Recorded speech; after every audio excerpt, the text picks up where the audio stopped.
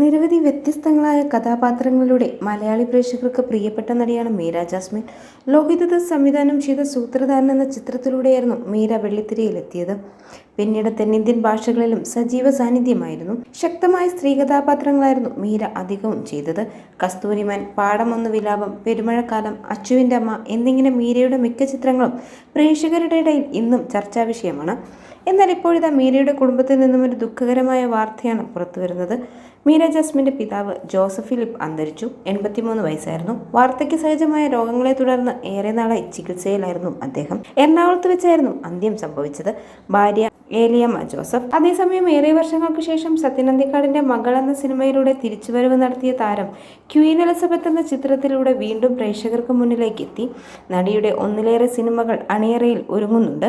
മലയാളത്തിൽ ഒരു കാലത്ത് തരംഗം സൃഷ്ടിക്കാൻ സാധിച്ച മീര ജാസ്മിൻ തമിഴിലും തെലുങ്കിലുമെല്ലാം നിറസാന്നിധ്യമായിരുന്നു. വിവാദങ്ങളും ഗോസിപ്പുകളും കടുത്ത സമയത്താണ് മീര പതിയെ സിനിമാ ലോകത്ത് നിന്ന് അകന്നത്.